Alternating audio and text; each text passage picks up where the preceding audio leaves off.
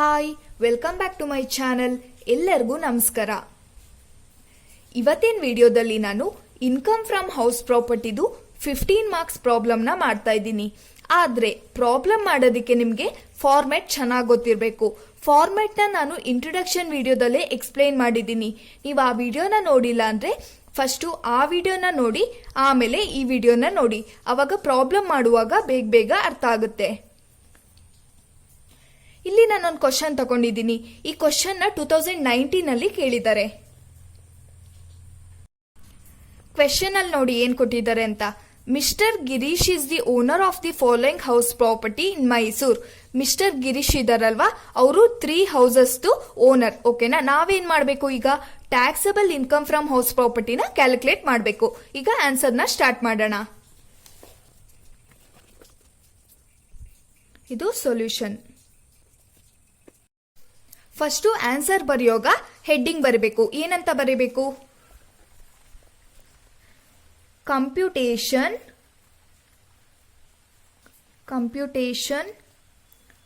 Of taxable income from house property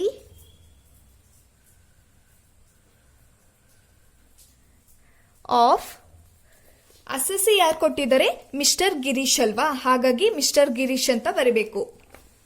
of mister Girish for the assessment year. Assessment year ಯಾವ್ದು ಕೊಟ್ಟಿದ್ದಾರೆ? 2021-2022. ಹಾಗಾಗಿ ನಾವು ಅದನ್ನೇ ಬರೀಬೇಕು. 2021-2022 ನೋಡಿ, ಹೀಗೆ ಬರೀಬೇಕು. Computation of taxable income from house property of ಯಾರ್ದು ಅಸೆಸಿ ನೇಮ್ ಕೊಟ್ಟಿರ್ತಾರಲ್ವಾ, ಯಾರು ಕೊಟ್ಟಿದ್ದಾರೆ ಇಲ್ಲಿ? Mister Girish for the assessment year 2021-2022. ಹೀಗೆ ಬರೀಬೇಕು. ಓಕೆನಾ? ಆಮೇಲೆ ಅಸೆಸಿ ನೇಮ್ ಬರೀಬೇಕು. ಅಸೆಸಿ ಯಾರು? ಮಿಸ್ಟರ್ ಗಿರೀಶ್.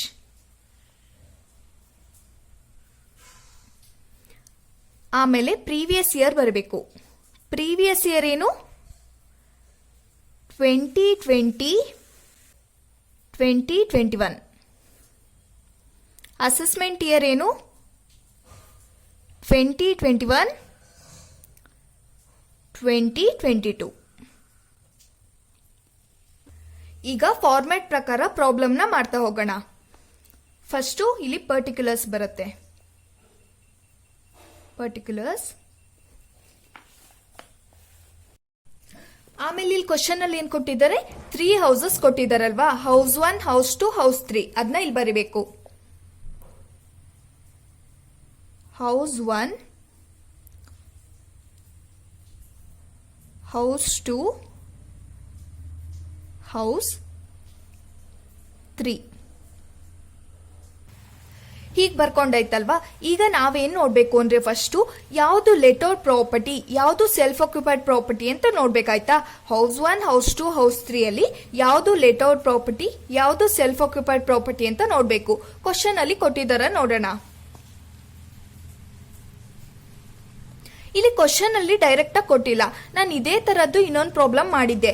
ಅದ್ರಲ್ಲಿ ಏನ್ ಮಾಡಿದ್ರು? ಡೈರೆಕ್ಟ್ ಆಗಿ ಕೊಟ್ಟಿದ್ರು ಲೆಟೌಟ್ ಪ್ರಾಪರ್ಟಿ, ಸೆಲ್ಫ್ ಆಕ್ಯುಪೈಡ್ ಪ್ರಾಪರ್ಟಿ ಅಂತ. ಆದ್ರೆ ಇಲ್ಲಿ ಕೊಟ್ಟಿಲ್ಲ ಅಲ್ವಾ, ನಾವೇನ್ ಮಾಡ್ಬೇಕು? ನಾವೇ ಕಣ್ಣಿಡಬೇಕು. ಹೇಗೆ ಕಣ್ಣಿಡಿಯೋದು ಅಂತ ಈಗ ಹೇಳ್ಕೊಡ್ತೀನಿ ನೋಡಿ. ಇಲ್ಲಿ ಡೈರೆಕ್ಟ್ ಆಗಿ ಕೊಡ್ದಿದ್ದಾಗ ರೆಂಟ್ ಬರ್ತಾ ಇದೆಯಾ ಅಂತ ನೋಡ್ಬೇಕು. ಇಲ್ಲೆಲ್ಲರೂ ರೆಂಟ್ ಬರ್ತಾ ಇದೆಯಾ? ಆನ್ಯುಯಲ್ ರೆಂಟ್ ಫಾರ್ 12 months ಇಲ್ಲಿ ರೆಂಟ್ ಬರ್ತಾ ಇದೆ.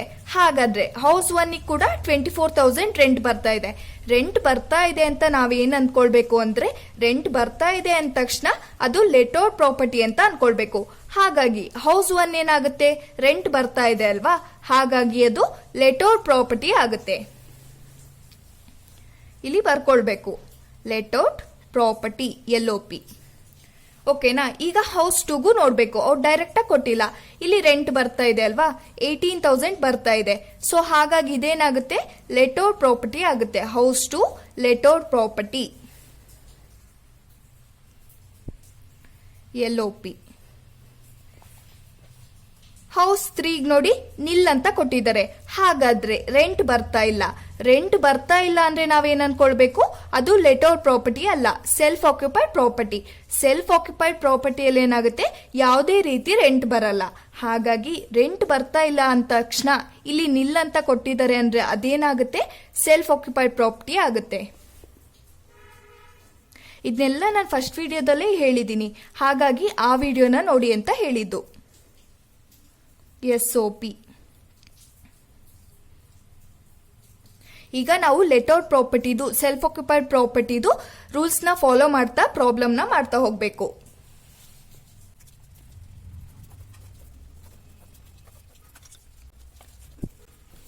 ಈಗ ಫಾರ್ಮ್ಯಾಟ್ ಪ್ರಕಾರ ಮಾಡ್ತಾ ಹೋಗೋಣ. ಫಾರ್ಮ್ಯಾಟ್ ನೋಡೋಣ. ಫಾರ್ಮ್ಯಾಟ್ ಪ್ರಕಾರ ಫಸ್ಟ್ ಏನ್ ಬರುತ್ತೆ, ಇದು ಫಾರ್ಮ್ಯಾಟ್ ಅಲ್ವಾ, ಮುನಿಸಿಪಲ್ ರೆಂಟಲ್ ವ್ಯಾಲ್ಯೂ MRV ಬರುತ್ತೆ. ಹಾಗಾದ್ರೆ ಇಲ್ಲಿ ಬರೆಯೋಣ, ಮುನಿಸಿಪಲ್ ರೆಂಟಲ್ ವ್ಯಾಲ್ಯೂ. ನೀವು ಈ ಫಾರ್ಮ್ಯಾಟ್ನ ಚೆನ್ನಾಗಿ ಕಲ್ತ್ಕೊಳ್ಬೇಕು, ಅವಾಗ ಬೇಗ ಪ್ರಾಬ್ಲಮ್ನ ಮಾಡ್ಬೋದು. MRV ಕ್ವಶನ್ ಅಲ್ಲಿ ಎಲ್ಲಿದೆ ನೋಡೋಣ.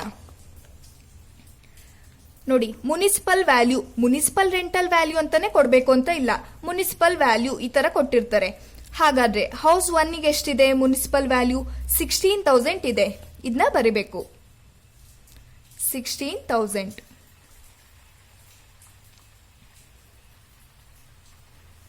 ಆಮೇಲೆ ಹೌಸ್ 2ಗೆ ಎಷ್ಟಿದೆ ಮುನಿಸಿಪಲ್ ವ್ಯಾಲ್ಯೂ, 14,000 ಇದೆ.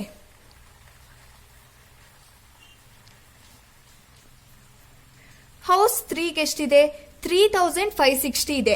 ಆದ್ರೆ ಇದನ್ನ ಬರಿಬೇಕಾ, ಇಲ್ಲ, ಯಾಕಂದ್ರೆ ಇದು self occupied property. Self occupied ಪ್ರಾಪರ್ಟಿಯಲ್ಲಿ ಅವ್ರ ವ್ಯಾಲ್ಯೂ ಕೊಟ್ಟಿದ್ರು ಕೂಡ ನಾವು ಬರಿಬಾರ್ದು. ನೋಡಿ, ಅವರು municipal value, fair rental value ಅವರೆಲ್ಲ ವ್ಯಾಲ್ಯೂ ಕೊಟ್ಟಿರ್ತಾರೆ, ಆದ್ರೆ ನಾವು ಸೆಲ್ಫ್ ಆಕ್ಯುಪೈಡ್ ಪ್ರಾಪರ್ಟಿಗೆ ಬರೀಲೇಬಾರ್ದು. ಯಾಕಂದ್ರೆ ಸೆಲ್ಫ್ ಆಕ್ಯುಪೈಡ್ ಪ್ರಾಪರ್ಟಿಗೆ ಇದೆಲ್ಲ ಏನಾಗುತ್ತೆ, ನಿಲ್ ಆಗುತ್ತೆ. ಬರೀ ಇಂಟ್ರೆಸ್ಟ್ ಆನ್ ಬೋರೋಡ್ ಕ್ಯಾಪಿಟಲ್ ಮಾತ್ರ ಬರಿಬೇಕು. ಹಾಗಾಗಿ ಅವ್ರಿಲ್ ಕೊಟ್ಟಿದ್ದಾರೆ, ಆದ್ರೂ ಕೂಡ ನಾನು ನಿಲ್ ಅಂತಾನೆ ಬಿಡ್ತೀನಿ. ಸೆಲ್ಫ್ ಆಕ್ಯುಪೈಡ್ ರೂಲ್ಸೇ ಅದು, ಓಕೆನಾ. ಅವ್ರು ಕೊಟ್ಟಿದ್ರು ಕೂಡ ವ್ಯಾಲ್ಯೂನ ಬರಿಬಾರ್ದು, ಬರೀ ಇಂಟ್ರೆಸ್ಟ್ ಆನ್ ಬಾರೋಡ್ ಕ್ಯಾಪಿಟಲ್ ಮಾತ್ರ ಬರಿಬೇಕು. ಈಗ ನೆಕ್ಸ್ಟ್ ಏನ್ ಬರುತ್ತೆ ಫಾರ್ಮ್ಯಾಟ್ ಪ್ರಕಾರ, ಫೇರ್ ರೆಂಟಲ್ ವ್ಯಾಲ್ಯೂ FRV ಬರುತ್ತೆ. ಇಲ್ಲೇ ಬರಿತೀನಿ, fair rental value FRV. Question ಅಲ್ಲಿ ಕೊಟ್ಟಿದ್ದಾರ ನೋಡೋಣ. Fair value, fair rental value ಅಂತ ಕೊಟ್ಟಿದ್ದಾರ. ಇಲ್ಲೆಲ್ಲೂ ಫೇರ್ ರೆಂಟಲ್ ವ್ಯಾಲ್ಯೂ ಕೊಟ್ಟಿಲ್ಲ. ಕೊಟ್ಟಿಲ್ಲ ಅಂದ್ರೆ ನಾವೇನ್ ಮಾಡ್ಬೇಕು, ಖಾಲಿ ಬಿಡಬೇಕು. ಕೊಟ್ಟಿದ್ರೆ ಮಾತ್ರ ಬರೀರಿ, ಕೊಟ್ಟಿಲ್ಲ ಅಂದ್ರೆ ತಲೆ ಕೆಡ್ಸ್ಕೊಳ್ಬೇಡಿ. ಆಮೇಲೆ ಫೇರ್ ರೆಂಟಲ್ ವ್ಯಾಲ್ಯೂ ಆದ್ಮೇಲೆ ಏನ್ ಬರುತ್ತೆ, MRV or FRV whichever is higher. ಓಕೆನಾ, MRV or FRV whichever is higher. Short form ಅಲ್ಲಿ ಬರೀತೀನಿ, whichever is higher. MRV ಅಥವಾ FRV. MRV ಅಂದ್ರೆ ಇದು, FRV ಅಂದ್ರೆ ಇದು. ಇವೆರಡರಲ್ಲಿ ಯಾವುದು ಜಾಸ್ತಿ ಇದೆ ನೋಡಿ, which ever is higher. Higher ಅಂದ್ರೆ ಯಾವುದು ಜಾಸ್ತಿ ಇದೆ ಅಂತ. ಇವೆರಡರಲ್ಲಿ ಯಾವ್ದು ಜಾಸ್ತಿ ಇದೆ ಬರಬೇಕು. ಇಲ್ಲಿ FRV ಕೊಟ್ಟಿಲ್ಲ ಅಲ್ವಾ, ಹಾಗಾಗಿ ಏನಾಗುತ್ತೆ, ಇದನ್ನೇ ಬರಿತೀವಿ. ಇಲ್ಲ ಅಕಸ್ಮಾತ್ 14,000 ಕೊಟ್ಟಿದ್ರೆ ಯಾವ್ದು ಜಾಸ್ತಿ ಇದೆ ಕಂಪೇರ್ ಮಾಡಿ ಬರಬೇಕು.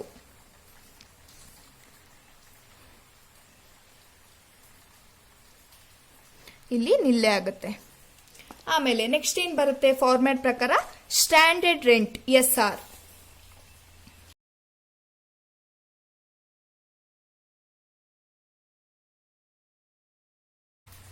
ಕ್ವಶನ್ ಅಲ್ಲಿ ಕೊಟ್ಟಿದಾರ ನೋಡೋಣ.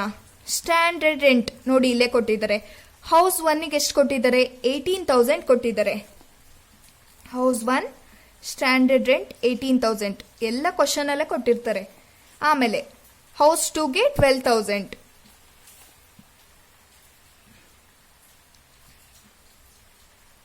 ಹೌಸ್ 3ಗೆ ಸೆಲ್ಫ್ ಆಕ್ಯುಪೈಡ್ ಪ್ರಾಪರ್ಟಿ, ಹಾಗಾಗಿ ತಗೊಳಕ್ಕಿಲ್ಲ. ಓಕೆ, ಈಗ ಆಯ್ತಲ್ವಾ, ಸ್ಟ್ಯಾಂಡರ್ಡ್ ರೆಂಟ್ ಆಯ್ತು. ಆಮೇಲೆ ಏನ್ ಬರುತ್ತೆ, expected rent which ever is lower. ನೋಡಿ ಇಲ್ಲಿ ವಿಚ್ ಎವರ್ ಈಸ್ ಲೋವರ್ ಕೊಟ್ಟಿದ್ದಾರೆ. ಓಕೆನಾ. ಎಕ್ಸ್ಪೆಕ್ಟೆಡ್ ರೆಂಟ್ ಶಾರ್ಟ್ ಫಾರ್ಮ್ ಅಲ್ಲಿ ಬರೀತೀನಿ, ವಿಚ್ ಎವರ್ ಈಸ್ ಲೋವರ್. ಹಂಗಂದ್ರೆ ಯಾವ್ದು ಕಡಿಮೆ ಇದೆ ಅಂತ ನೋಡ್ಬೇಕು. MRV ಅಥವಾ FRV ಮತ್ತೆ ಸ್ಟ್ಯಾಂಡರ್ಡ್ ರೆಂಟ್ ಇವೆರಡರಲ್ಲಿ ಯಾವ್ದು ಕಡಿಮೆ ಇದೆ ಅಂತ ಬರಬೇಕು. ಇವೆರಡರಲ್ಲಿ ಯಾವ್ದು ಕಡಿಮೆ ಇದೆ? 16,000 ಕಡಿಮೆನಾ 18,000 ಕಡಿಮೆನಾ? 16,000 ಕಡಿಮೆ, ಹಾಗಾಗಿ 16,000 ಬರೆಯೋಣ. ಲೋವರ್ ಅಂತ ಕೇಳಿದ್ದಾರೆ, ಹಾಗಾಗಿ ಕಡಿಮೆದ್ ಬರೀತಾ ಇದೀವಿ. ಇವೆರಡರಲ್ಲಿ ಯಾವ್ದು ಕಡಿಮೆ ಇದೆ? 12,000. ಇದೇನಾಗುತ್ತೆ? ನಿಲ್ಲಾಗುತ್ತೆ.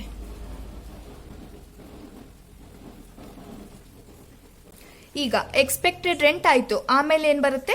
Annual rent minus unrealised rent.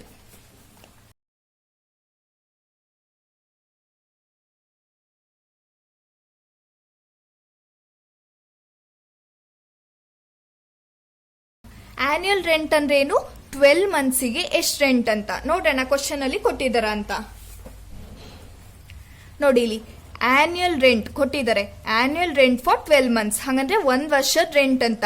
ಓಕೆನಾ. 1 ವರ್ಷಕ್ಕೆ 12 ತಿಂಗಳು, ಹಾಗಾಗಿ ಅವರೇ ಕೊಟ್ಟಿದ್ದಾರೆ. ಓಕೆನಾ. ಹೌಸ್ ಒನ್ಗೆ ಎಷ್ಟು? 24,000. ಅನ್ರಿಯಲೈಸ್ಡ್ ರೆಂಟ್ ಇದೆಯಾ? ಅನ್ರಿಯಲೈಸ್ಡ್ ರೆಂಟ್ ಇದೆಯಾ ಅಂತ ನೋಡೋಣ. ಮೈನಸ್ ಮಾಡ್ಬೇಕಲ್ವಾ.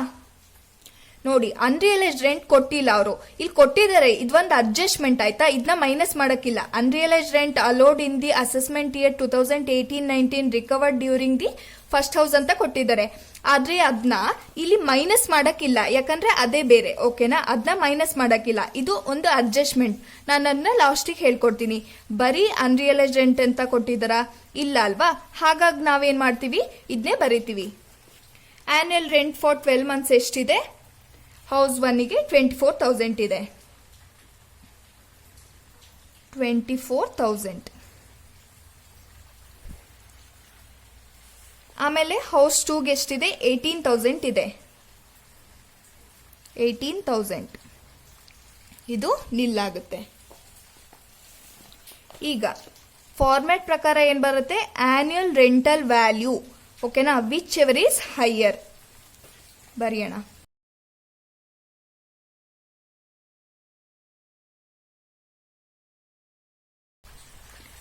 ಏನು? ವಿಚ್ ಎವರ್ ಈಸ್ ಹೈಯರ್, ಹಂಗಂದ್ರೆ ಯಾವ್ದು ಜಾಸ್ತಿ ಇದೆ ಅಂತ. Which ever is higher. ನೋಡಿ, ಇವೆರಡರಲ್ಲಿ ಯಾವುದು ಜಾಸ್ತಿ ಇದೆ ಅದನ್ನ ಏನ್ ಮಾಡ್ಬೇಕು? ಇಲ್ಲಿ ಬರಿಬೇಕು. ಓಕೆನಾ. ಇವೆರಡರಲ್ಲಿ ಯಾವ್ದು ಜಾಸ್ತಿ ಇದೆ? 16,000 ಜಾಸ್ತಿನಾ 24,000 ಜಾಸ್ತಿನಾ? 24,000 ಜಾಸ್ತಿ ಅಲ್ವಾ, ಹಾಗಾಗಿ ಇಲ್ಲಿ ಹೈಯರ್ ಅಂತ ಕೇಳಿದ್ದಾರೆ. ಹಾಗಾಗಿ ಇವೆರಡರಲ್ಲಿ ಜಾಸ್ತಿ ಇರೋದು ಯಾವುದು? 24,000. ಹಾಗಾಗಿ ಅದನ್ನ ಬರಿತೀನಿ, 24,000. ಆಮೇಲೆ 12,000 ಜಾಸ್ತಿನಾ 18,000 ಜಾಸ್ತಿನಾ? 18,000 ಜಾಸ್ತಿ ಅಲ್ವಾ, ಹಾಗಾಗಿ ಇದನ್ನ ಬರಿತೀನಿ. ಇದು ನಿಲ್ಲಾಗುತ್ತೆ.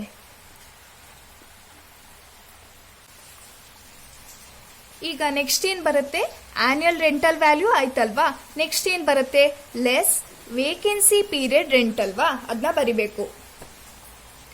ಲೆಸ್, ಇದನ್ನ ಮೈನಸ್ ಮಾಡಕ್ಕೆ.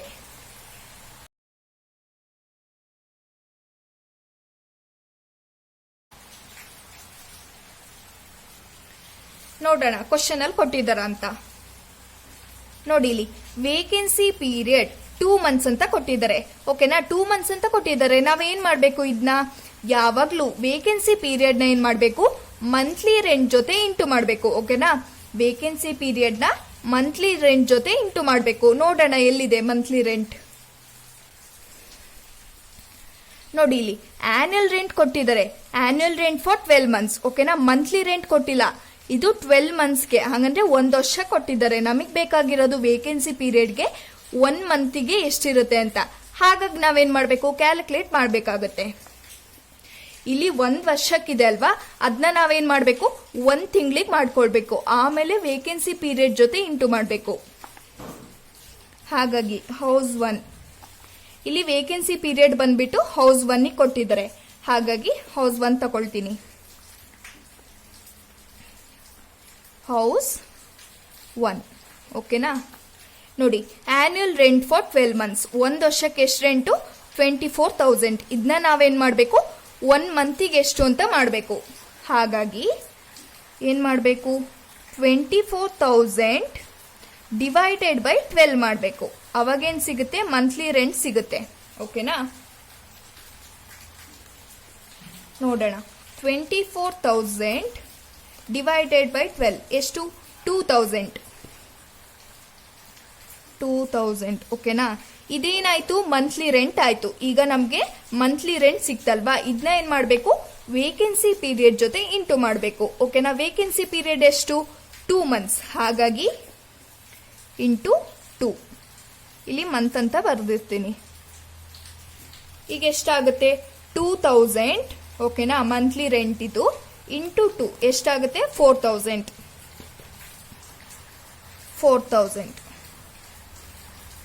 ಇದನ್ನ ನಾವು ಲೆಸ್ ಮಾಡ್ತಾ ಇದೀವಿ, ಮೈನಸ್ ಮಾಡ್ತಾ ಇದೀವಿ ಅಲ್ವಾ? ಹಾಗಾಗಿ ಬ್ರಾಕೆಟ್ ಅಲ್ಲಿ ಬರ್ಕೊಳ್ಬೇಕು 4,000.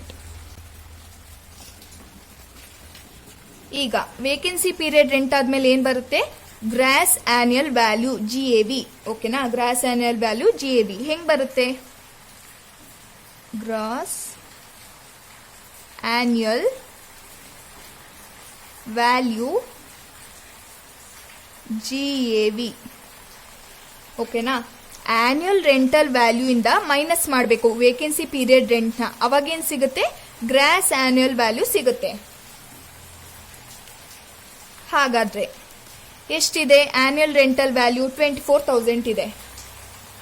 24,000 ಮೈನಸ್ 4,000 ಮಾಡಬೇಕು. ಎಷ್ಟು ಬರುತ್ತೆ? ಮೈನಸ್ 4,000. 20,000 ಬಂತು. ಇದೇನಾಗುತ್ತೆ? ಗ್ರಾಸ್ ಆನ್ಯುಯಲ್ ವ್ಯಾಲ್ಯೂ ಆಗುತ್ತೆ 20,000. ಓಕೆನಾ? ಆಮೇಲೆ ಹೌಸ್ 2ಗೆ ಅಲ್ಲಿ ಅವರು ವೇಕೆನ್ಸಿ ಪೀರಿಯಡ್ ಕೊಟ್ಟಿರ್ಲಿಲ್ಲ. ನೋಡಿ, ಹೌಸ್ 2ಗೆ ವೇಕೆನ್ಸಿ ಪೀರಿಯಡ್ ಕೊಟ್ಟಿಲ್ಲ, ನಿಲ್ ಅಂತ ಕೊಟ್ಟಿದ್ದಾರೆ. ಹಾಗಾಗಿ ಇಲ್ಲೇನಾಗುತ್ತೆ? ನಿಲ್ ಅಲ್ವಾ?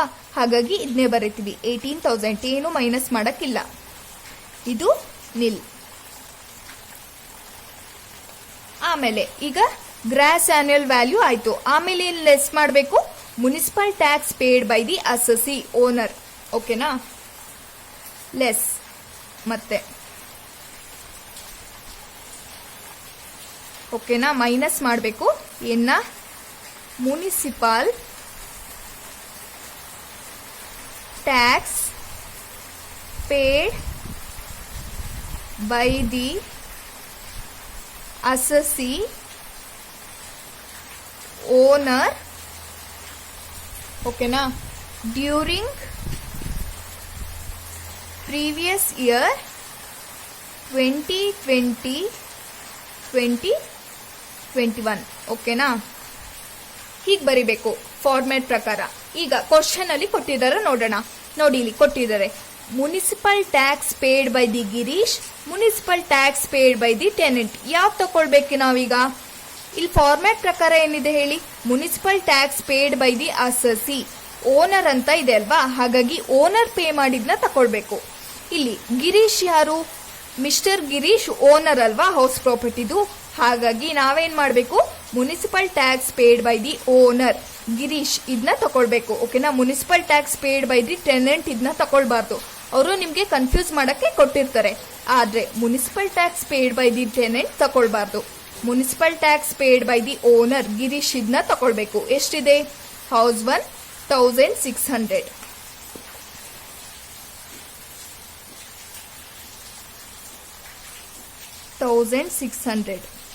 ಇದನ್ನು ಕೂಡ ನಾವು ಮೈನಸ್ ಮಾಡ್ತೀವಿ, ಲೆಸ್ ಮಾಡ್ತೀವಿ. ಹಾಗಾಗಿ ಬ್ರಾಕೆಟ್ ಅಲ್ಲಿ ಬರ್ಕೊಳ್ಬೇಕು. ಹೌಸ್ 2 ಎಷ್ಟಿದೆ? 700.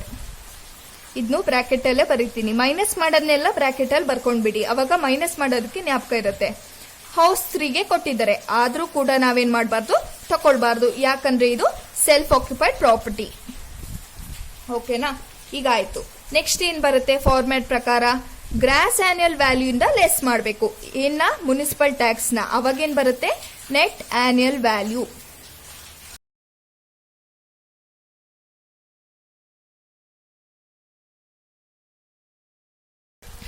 ಮೈನಸ್ ಮಾಡೋಣ. ನೋಡಿ, 20,000 ಮೈನಸ್ 1600 ಎಷ್ಟು ಬಂತು 18,400. ಇದನ್ನ ಬರಿಬೇಕು 18,400. ಆಮೇಲೆ 18,000 ಮೈನಸ್ 700 ಎಷ್ಟು ಬಂತು 17,300. ಇದನ್ನ ಬರಿಬೇಕಿಲ್ಲಿ 17,300. ಇದೇನಾಗುತ್ತೆ ನಿಲ್. ಆಮೇಲೆ ಫಾರ್ಮ್ಯಾಟ್ ಪ್ರಕಾರ ಏನಿದೆ ನೆಟ್ ಆನ್ಯುಯಲ್ ವ್ಯಾಲ್ಯೂ ಸಿಕ್ತಲ್ವಾ, ನೆಟ್ ಆನ್ಯುಯಲ್ ವ್ಯಾಲ್ಯೂ ನಮಗೆ ಸಿಕ್ಕಿದೆ. ಈಗ ನೆಕ್ಸ್ಟ್ ಏನ್ ಬರುತ್ತೆ, less deduction under section 24. Less ಮಾಡಬೇಕು.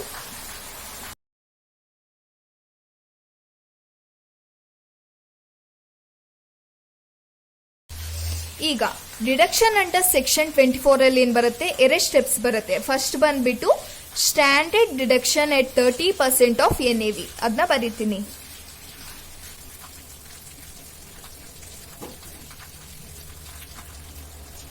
ಓಕೆನಾ. ಈಗ ನಾವೇನ್ ಮಾಡಬೇಕು, NAV ಮೇಲೆ 30% ಮಾಡಬೇಕು. NAV ಎಷ್ಟಿದೆ ನೋಡಿ, NAV ಅಂದ್ರೆ ನೆಟ್ ಆನ್ಯುಯಲ್ ವ್ಯಾಲ್ಯೂ. ಓಕೆನಾ, ಇದ್ರ ಮೇಲೆ ಏನ್ ಮಾಡಬೇಕು 30% ಮಾಡಬೇಕು. ಹಾಗಾಗಿ ಹೌಸ್ 1ಗೆ ಎಷ್ಟಿದೆ 18,400 ಅಲ್ವಾ. ಹಾಗಾಗಿ ಹೌಸ್ 1 ಇದು ಓಕೆನಾ ಎಷ್ಟಿದೆ 18,400 ಇದೆ. 18,400 ಇಂಟು 30% ಮಾಡಬೇಕು. 18,400 ಇಂಟು 30% ಎಷ್ಟು ಬಂತು 5,520. ಇದನ್ನ ಬರಿಬೇಕಿಲ್ಲಿ ಸ್ಟ್ಯಾಂಡರ್ಡ್ ಡಿಡಕ್ಷನ್ಗೆ 5,520. ಇದನ್ನು ಕೂಡ ನಾವು ಲೆಸ್ ಮಾಡ್ತೀವಿ, ಹಾಗಾಗಿ ಬ್ರಾಕೆಟ್ ಅಲ್ಲಿ ಬರಬೇಕು. ಆಮೇಲೆ ಹೌಸ್ 2ಗೆ NAV ಎಷ್ಟಿದೆ 17,300.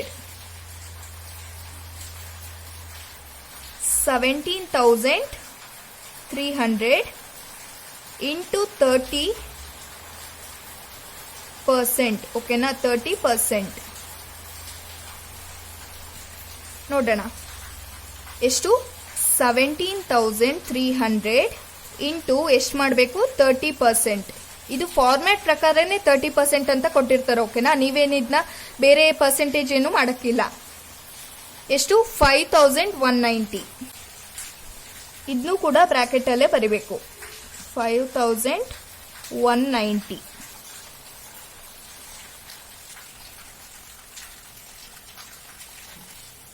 ಇನ್ನುಳಿದಿದ್ದು ನೆಕ್ಸ್ಟ್ ಪೇಜಲ್ಲಿ ಮಾಡ್ತೀನಿ. ಈಗ standard deduction at 30% of NAV ಆಯ್ತಲ್ವಾ. ನೆಕ್ಸ್ಟ್ ಏನು ಇಂಟ್ರೆಸ್ಟ್ ಆನ್ ಬಾರೋಡ್ ಕ್ಯಾಪಿಟಲ್. ಓಕೆನಾ, interest on borrowed capital. Interest on borrowed capital ನೋಡಬೇಕು ಕ್ವಶನ್ ಅಲ್ಲಿ ಡೈರೆಕ್ಟ್ ಆಗಿ ಕೊಟ್ಟಿದ್ದಾರ ಅಂತ. ಡೈರೆಕ್ಟ್ ಆಗಿ ಕೊಟ್ಟಿದ್ರೆ ಏನ್ ಮಾಡಬೇಕು ಅದನ್ನೇ ತಗೊಳ್ಬೇಕು. ಡೈರೆಕ್ಟ್ ಆಗಿ ಕೊಟ್ಟಿಲ್ಲ ಅಂದಾಗ ನಾವೇ ಕ್ಯಾಲ್ಕುಲೇಟ್ ಮಾಡಬೇಕು. ನೋಡೋಣ ಕ್ವಶನ್ ಅಲ್ಲಿ ಡೈರೆಕ್ಟ್ ಆಗಿ ಕೊಟ್ಟಿದ್ದಾರ ಅಂತ. ನೋಡಿ ಇಲ್ಲಿ ಕೊಟ್ಟಿದ್ದಾರೆ interest on loan for repairing house. ಅವರೇ ಡೈರೆಕ್ಟ್ ಆಗಿ ಕೊಟ್ಟಿದಾರಲ್ವಾ, ನಾವೇನ್ ಮಾಡಬೇಕು ಇದನ್ನ ತಗೊಳ್ಬೇಕು. ಡೈರೆಕ್ಟ್ ಆಗಿ ಕೊಡ್ದಿಲ್ದಾಗ ಕ್ಯಾಲ್ಕುಲೇಟ್ ಮಾಡಬೇಕಾಗುತ್ತೆ. ಹೌಸ್ 1ಗೆ ಎಷ್ಟಿದೆ ಇಂಟ್ರೆಸ್ಟ್ ಆನ್ ಬಾರೋಡ್ ಕ್ಯಾಪಿಟಲ್ 800 ಇದೆ. ಸೊ ಇಲ್ಲಿ 800 ಬರೆಯೋಣ. ಇದನ್ನ ನಾವೇನ್ ಮಾಡ್ತಿದೀವಿ ಲೆಸ್ ಮಾಡ್ತಿದೀವಿ, ಹಾಗಾಗಿ ಬ್ರಾಕೆಟ್ ಅಲ್ಲಿ. ಹೌಸ್ 2ಗೆ ಎಷ್ಟಿದೆ 600 ಇದೆ. ಇದನ್ನ ತೆಗಿಯೋಣ 600. ಹೌಸ್ 3ಗೆ ಎಷ್ಟಿದೆ 2,000 ಇದೆ. ಇದನ್ನ ಬರಿಬೇಕಾ, ಹೌದು ಬರಿಬೇಕು. ಯಾಕಂದ್ರೆ ಸೆಲ್ಫ್ ಆಕ್ಯುಪೈಡ್ ಪ್ರಾಪರ್ಟಿಗೆ ಏನಾಗುತ್ತೆ ಬೇರೆ ಎಲ್ಲ ನಾವೇನ್ ಮಾಡ್ತೀವಿ ನಿಲ್ ಅಂತ ಬರಿತೀವಿ. ಆದ್ರೆ ಇಂಟ್ರೆಸ್ಟ್ ಆನ್ ಬಾರೋಡ್ ಕ್ಯಾಪಿಟಲ್ ಮಾತ್ರ ಏನ್ ಮಾಡ್ತೀವಿ ಬರಿತೀವಿ. ಹಾಗಾಗಿ ಸೆಲ್ಫ್ ಆಕ್ಯುಪೈಡ್ ಪ್ರಾಪರ್ಟಿಗೆ ಇಂಟ್ರೆಸ್ಟ್ ಆನ್ ಬಾರೋಡ್ ಕ್ಯಾಪಿಟಲ್ ಕೊಟ್ಟಿದ್ರೆ ಏನ್ ಮಾಡ್ಬೇಕು ಬರಿಬೇಕು. ಎಷ್ಟು ಕೊಟ್ಟಿದ್ದಾರೆ ಹೌಸ್ 3 2,000. ಓಕೆನಾ, 2,000. ಸೆಲ್ಫ್ ಆಕ್ಯುಪೈಡ್ ಪ್ರಾಪರ್ಟಿಗೆ ಇಂಟ್ರೆಸ್ಟ್ ಆನ್ ಬಾರೋಡ್ ಕ್ಯಾಪಿಟಲ್ ತಗೊಳ್ಬಹುದು. ಓಕೆನಾ, ಹಾಗಾಗಿ ಕೊಟ್ಟಿದ್ರು ತಗೊಂಡಿದ್ದೀನಿ. ಆಮೇಲೆ ಈಗ ಫಾರ್ಮ್ಯಾಟ್ ಪ್ರಕಾರ ಏನು, ನೆಟ್ ಆನ್ಯುಯಲ್ ವ್ಯಾಲ್ಯೂ ಇಂದ ಇದನ್ನ ಲೆಸ್ ಮಾಡಿದ್ರೆ ಏನ್ ಬರುತ್ತೆ ನಮಗೆ, taxable income from house property ಬರುತ್ತೆ. ಈಗ ಮೈನಸ್ ಮಾಡಬೇಕು ನೋಡಿ. ಫಸ್ಟ್ ಹೌಸ್ 1 ಮಾಡೋಣ. ನೆಟ್ ಆನ್ಯುಯಲ್ ವ್ಯಾಲ್ಯೂ ಎಷ್ಟಿದೆ, 18,400 ಇದೆ. ಮೈನಸ್ ಇದು ಸ್ಟ್ಯಾಂಡರ್ಡ್ ಡಿಡಕ್ಷನ್ ಅಲ್ಲಿ 2 ಬರುತ್ತಲ್ವಾ, ಸ್ಟ್ಯಾಂಡರ್ಡ್ ಡಿಡಕ್ಷನ್ ಎಷ್ಟಿದೆ, 5,520.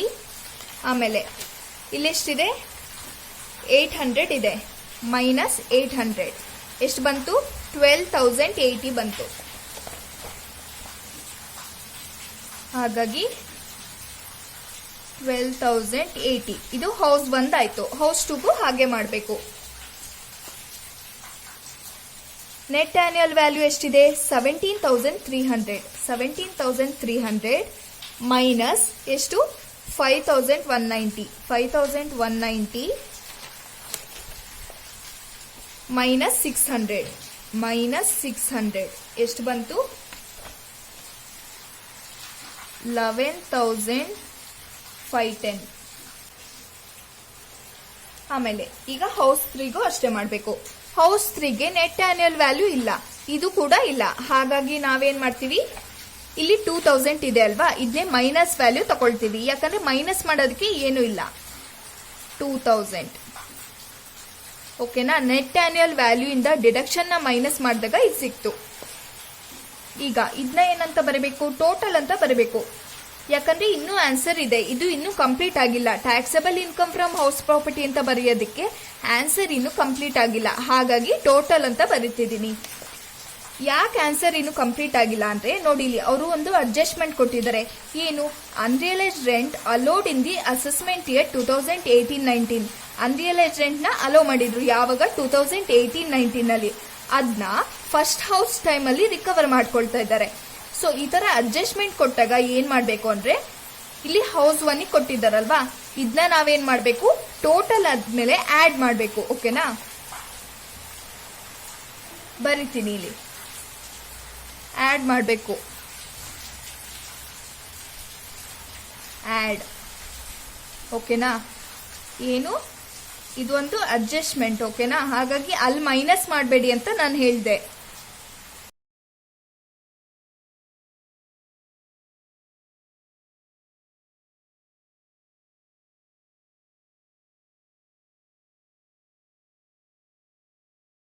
ಹೌಸ್ ಇದನ್ನ ಏನ್ ಮಾಡಬೇಕು, ಟೋಟಲ್ ಆದ್ಮೇಲೆ ಆಡ್ ಮಾಡಬೇಕು. ಓಕೆನಾ. ಎಷ್ಟು ಕೊಟ್ಟಿದ್ದಾರೆ, ಹೌಸ್ 1ಗೆ ಮಾತ್ರ ಕೊಟ್ಟಿದ್ದಾರೆ. ಹೌಸ್ 2ಗೆ ಹೌಸ್ 3ಗೆ ಏನ್ ಕೊಟ್ಟಿದ್ದಾರೆ, ನಿಲ್ ಅಂತ ಕೊಟ್ಟಿದ್ದಾರೆ. ಹೌಸ್ 1ಗೆ ಎಷ್ಟಿದೆ, 4,000 ಇದೆ.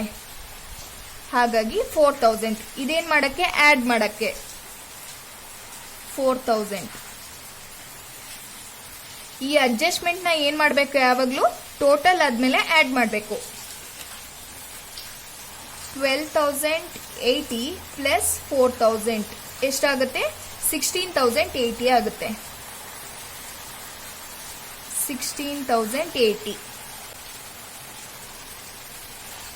ಇಲ್ಲೇನು ಆಡ್ ಮಾಡಕ್ಕಿಲ್ಲ ಅಲ್ವಾ, ಅವ್ರೇನು ಅನ್ರಿಯಲೈಸ್ಡ್ ರೆಂಟ್ ಇದು ಕೊಟ್ಟಿಲ್ಲ ಹೌಸ್ 2ಗೆ ಹೌಸ್ 3ಗೆ. ಹಾಗಾಗಿ ಇದನ್ನ ಖಾಲಿ ಬಿಡೋಣ, ಇದ್ದೇ ಬರೀಬೇಕು. ಆಮೇಲೆ ಇಲ್ಲಿ ಮೈನಸ್ 2,000. ಇದೇನಾಗುತ್ತೆ ಈಗ, taxable income from house property ಅಂತ ಬರೀಬೇಕು. Taxable income from house property. ಆದ್ರೆ ಇಷ್ಟಕ್ಕೆ ಆನ್ಸರ್ ಮುಗಿಯಲ್ಲ, ಇನ್ನೂ ಒಂದು ಸ್ಟೆಪ್ ಇದೆ. ಏನಂದ್ರೆ ಟೋಟಲ್ ಆಗಿ ಎಷ್ಟು ಅಂತ ಬರಬೇಕು. ಓಕೆನಾ, total taxable income from house property. 3 houses ಇಂದ ಎಷ್ಟಾಗುತ್ತೆ ಅಂತ ಬರೀಬೇಕು. House 1, house 2, house 3. ಹೌಸ್ 1ಗೆ ಎಷ್ಟಿದೆ? 16,080 ಅಲ್ವಾ? 16,080 ಇದನ್ನ ಬರೀಬೇಕು. ಹೌಸ್ 2ಗೆ ಎಷ್ಟಿದೆ? 11,510. 11,510. ಹೌಸ್ 3ಗೆ ಎಷ್ಟಿದೆ? 2,000. ಓಕೆನಾ? ಫೈನಲ್ ಆಗಿ ಬಂದಿರೋದನ್ನ ಆಡ್ ಮಾಡಬೇಕು, ಮೈನಸ್ ಮಾಡಬೇಕು. ಎಷ್ಟು? 2,000 ಮೈನಸ್ ಮಾಡಕ್ಕೆ ಇದನ್ನ. ಈಗ 16,080 ಪ್ಲಸ್ ಹೌಸ್ 2ದೆಷ್ಟು? 11,510. ಇದನ್ನ ಮೈನಸ್ ಮಾಡಬೇಕು, ಬ್ರಾಕೆಟ್ ಅಲ್ಲಿ ಬರ್ಕೊಂಡಿದ್ದೀನಿ. 2,000 ಮೈನಸ್ 2,000 ಎಷ್ಟು ಬಂತು? 25,590. 25,590 ಇದನ್ನ ಟೋಟಲ್ ಅಂತ ಬರಬೇಕು. ಇದೇನಾಗುತ್ತೆ? ನಿಮ್ದು ಫೈನಲ್ ಆನ್ಸರ್ ಆಗುತ್ತೆ. ನಿಮ್ಗೆ 15 ಮಾರ್ಕ್ಸಿಗೆ ಇನ್ಕಮ್ ಫ್ರಮ್ ಹೌಸ್ ಪ್ರಾಪರ್ಟಿದು ಇದೊಂದು ಕ್ವಶನ್ ಕೊಡ್ತಾರೆ. ಅವಾಗ ಕೊಟ್ಟಾಗ ನೀವೇನ್ ಮಾಡ್ಬೇಕಾಗುತ್ತೆ? ಇಷ್ಟೆಲ್ಲ ಫುಲ್ಲು ಸ್ಟೆಪ್ಸ್ ಮಾಡಿ ಆನ್ಸರ್ನ ಬರಿಬೇಕಾಗುತ್ತೆ.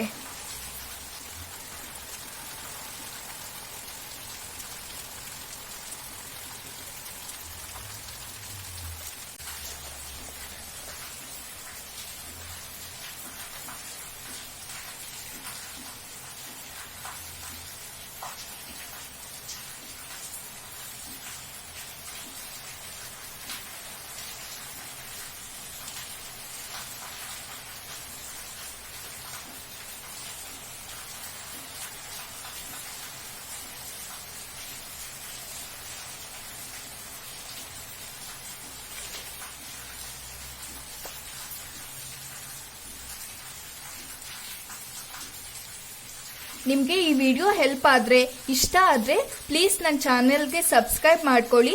ಹಾಗೆ ಲೈಕ್, ಶೇರ್ ಮತ್ತೆ ಕಮೆಂಟ್ ಕೂಡ ಮಾಡಿ.